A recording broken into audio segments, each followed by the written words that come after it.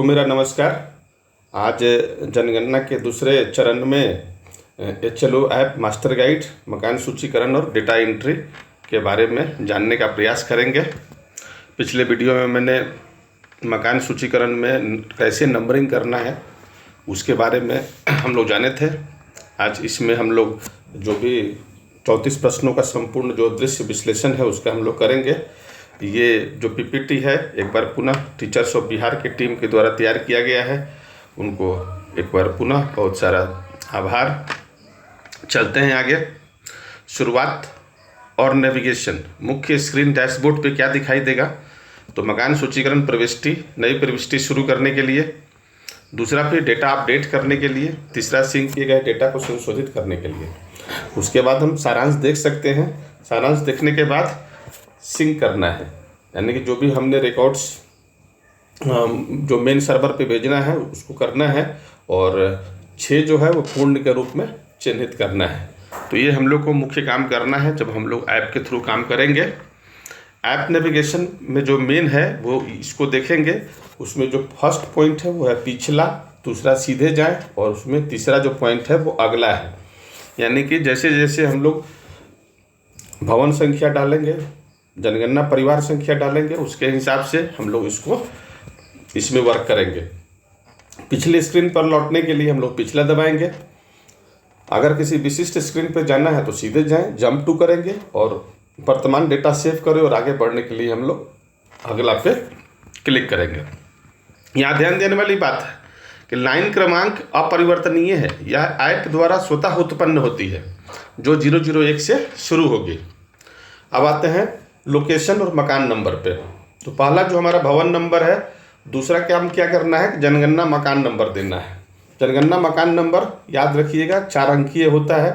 इसमें ध्यान देने वाली बात है, इसमें 2 कंडीशन है। क्या कंडीशन है कि यदि मकान पिछले वाले के समान है, यानी कि एक भवन में 2 परिवार रहते हैं, तो हम लोग क्या करेंगे, दोहराए पर जाएंगे। और अगर एक भवन में अगर एक ही परिवार रहते हैं तो हम लोग नया बटन पे क्लिक करेंगे। इस तरह से यहाँ आप देख सकते हैं मोबाइल पे स्क्रीन बना हुआ है। इस तरह से ही हम लोग को आगे चलना है। इसमें एक और मुख्य बात है कि स्वगणना डेटा, यदि परिवार ने स्वगणना की है तो डेटा स्वतः भरा जाएगा। उसे ध्यानपूर्वक स्वीकार करना है, उनसे उसका नंबर लेना और नंबर डाल करके ही आगे बढ़ना है। उसके बाद का जो प्रश्न है वो निर्माण सामग्री से संबंधित है, जिसमें फर्श कैसा है, दीवार कैसी है, छत का जो है वो कैसा है। इसमें कुछ ऑप्शंस होंगे, जैसे मिट्टी के हैं, मोज़ेक टाइल्स हैं, सीमेंट हैं। उसी तरह से सारे में दिया हुआ है, उसको देखते हुए उसको आगे करते हुए आगे बढ़ना है। अब है मकान का उपयोग। मकान का उपयोग कैसे करना है वो देखना है। आवास है या आवास के साथ कोई और अन्य उपयोग में भी उसको लाया जा रहा है। फिर गैर आवासीय है।